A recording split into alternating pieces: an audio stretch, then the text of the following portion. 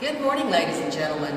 This is Charlotte Farmer, and we're here today again with Table Talk. Table Talk brought to you by Christian Reporter News. Each time we pick a subject that you, the people, would like to talk about or hear about. And today we're in the old Coca-Cola warehouse to talk to you about PAC and the future and what's coming up. And I'm going to turn the program here to Susan Brooks with PAC so that she can basically tell you the different groups that we have this morning and what we're going to talk about. Susan? Great. Thank you, Charlotte, for having us. And I'm delighted that all four groups are here today. We have the executive director from our Cultural Affairs Council, our Civic Ballet, our Angelo Civic Theater, and the San Angelo Symphony.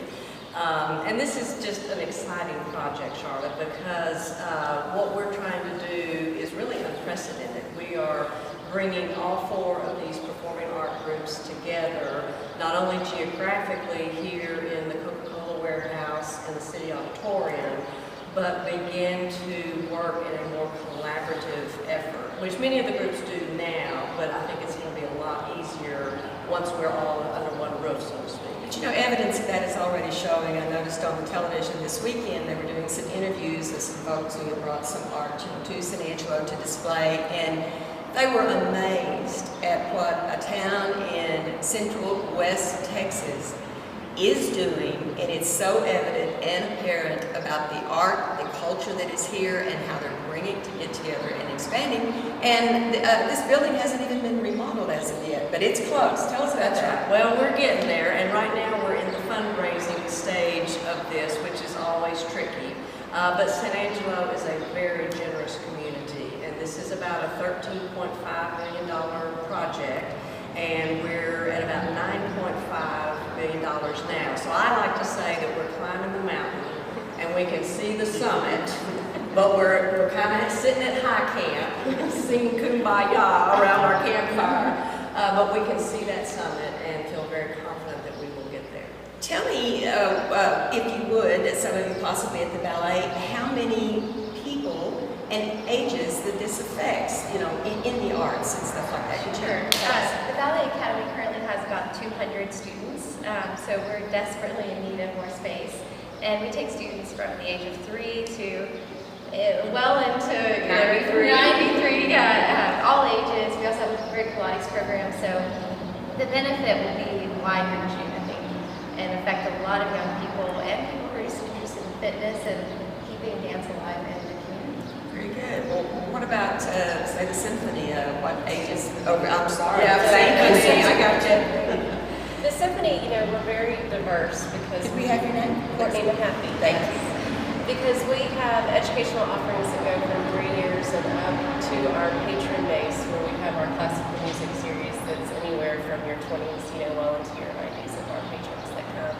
But what I'm excited about is the opportunity for us to team up together, to have projects that we can actually have synergy come off of. Just like the Nutcracker that the ballet has, I would love to have the symphony perform with the Nutcracker again. I mean, I can't imagine how wonderful that would be. Kicking off the Christmas season, if two of us could team up together, I think it would be great for San Angelo. Wonderful. I know that in the beginning, when, as on council, and in looking at the plans and in looking at the possibilities of sharing what I refer to the West Wing of City Hall for business operations that can be done, I was so excited about the plans. I was so excited to hear what our conductor had to say about the convenience and how much better things would work as and for the auditorium at the City Hall. Who would like to tell us about the auditorium? Daniel, you can probably address. I would love to. You know, I come at this whole project being somebody who benefited from all these groups growing up here. I'm paying my debt to society. I don't know if I'll ever get that far, but that's, I guess, kind of what I'm attempting to do. And, you know, the City Auditorium is the grand dome of our town. Any city, anywhere would be fortunate to have a building aesthetically and with the history that is there. I think the idea with PAC in the auditorium, obviously getting the symphony and the ballet back on stage as soon as possible. It's quite a partnership because it's not just a synergy of these four groups, it's also a synergy with the City of San Angelo. It is a public-private partnership in that regard for that building. And I think as far from a stewardship standpoint, these groups are the ones that have the history in that building, and they're the ones who have benefited and have, I guess, sort of worshiped there, if you will, with the arts. And I'm very excited that not only is it good for these groups, but it also is an opportunity to expand what's offered over there, to get more activity happening in that building. Well, the public-private partnership is an easy thing to say, but a lot of folks don't understand that it is a public building, the auditorium, but we're limited with funds as to how we can maintain, upkeep, and improve the facility. And with the private partnership coming together, the funds become available to make it more than it is, but maintain the history with the city auditorium and a lot of the other facilities.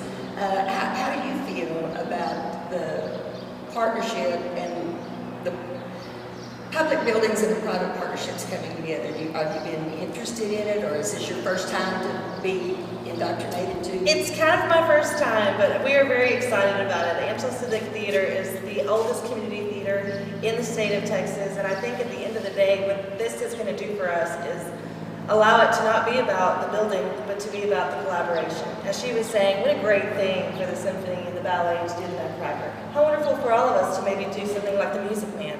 That requires all of us to get together and do something fantastic like that. So I think that at the end of the day, the auditorium is a fantastic building. We're ready for it to be up and running. The symphony needs it, the ballet needs it, and we're just ready to start working together as a unit.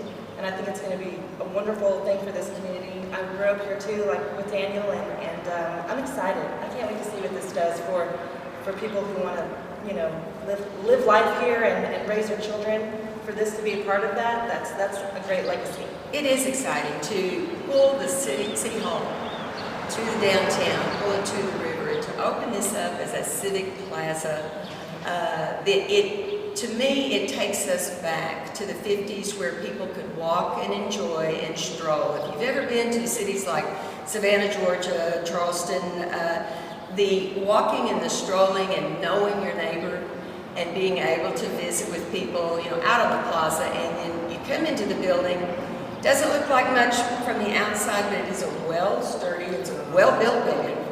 And Coca-Cola used it as a warehouse. It was theirs, and if you've not seen the renderings or the drawings, please take the time to find them, or give Susan a call, and maybe she could email them to you. But the ideas that are put on paper are gorgeous, and it is great for the city to be able to call this our Arts and Cultural Center. Is that correct? I like to call it the Performing Arts Campus. That's good. Performing Arts Because Campus. we are all in this together, and it allows opportunity for phase 2, 3, 4. I mean, really, the sky's the limit. Right quick before we run out of time, tell us about the possibility of donations. It will always be the city auditorium, but if you wanted to have your family's name, Smith City Auditorium, you can purchase the advertising. Tell us how that works in the different blocks. The different rooms, the green room, or the blocks. People can donate. You don't have to have $1 million to donate. Absolutely not. And quite frankly, it takes every dollar. I know I even signed a couple of thank you letters to some ballet kiddos. They gave me 50 cents. Wonderful. And that was precious to me, because truly every dollar counts.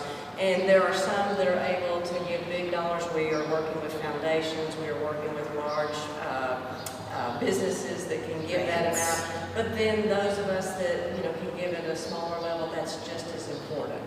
But the naming opportunities are important sometimes to businesses, and so we do have those available. You can buy a brick paver for $300 and be a part of this with your name engraved in stone right here in the plaza at the campus. If you have a family member who was in the arts in some fashion or form, or played music in some fashion or form, you may want to, I don't know that there's a possibility, but to buy a chair. Just to have a little plaque on there that in memory of. It's a great way to salute their interest in the arts. It's exciting for me, being on the council a number of years, to see the start of this, where it is now, and the hope of the future, which I see as being very soon. And it's great for our community. Does anyone want to add any maybe last thoughts, Susan? You guys? Well, I just think from a donation standpoint, from an outreach standpoint, I think we're really in the midst of a renaissance downtown and in the arts in San Angelo. There's a lot of economic opportunity coming our way. The sky is really the limit, and the important thing is people are buying into this idea, and the groups are collaborating. Or patrons are starting to go to other groups' events that maybe they haven't in the past, and hopefully that will continue. And it's really just the third leg of the cultural stool kind of downtown. We have a beautiful new Stevens Library. We have an award-winning, internationally known museum. So we've got the literary arts and the visual arts, and then over here on the other side we have the performing arts. So it's really just the completion of sort of a trinity of the cultural district. And I would add to that just to say thank you to the city and also City Council for y'all's support of a project like this, because San Angelo is very fortunate that given the size that we are so unique and diverse that we offer everything that we do, and we could not do that if we didn't have the support of our city leaders, so we appreciate Well, that. not only that, you'll find, I have found that the people of San Angelo are caring, giving, very loving, and very proud of their city. They're very active and involved in what goes on in their city because it's a great place to raise a family. It's a great place to be. It is the most giving city I think I have ever had the opportunity to live in. And that's the people. It is the people here. There are things that are happening that have been approved for streetscapes right here downtown to improve it and tie it in, and things going on all over the city, but it started with a core group of people who loved this town. And PAC is just a huge part of that core part. And I'm proud to be a part of it. I am proud to work with the various groups on Christian Reporter News. I'm grateful for the opportunity to talk about the different subjects. And it's a great place to be, and if you haven't experienced our Pops concert, which is also put on by this group, please do so. It's a wonderful happening. Hopefully we can bring you more subjects if you have something that you would like to hear about or explain, or even more depth into this subject. Please do not hesitate to call Christian Reporter News. Kat will get you down and get it on the agenda and get us filming and going. Any last words? Susan? Go to the website sa-pac.com to learn more about the project. Very good. Thank you.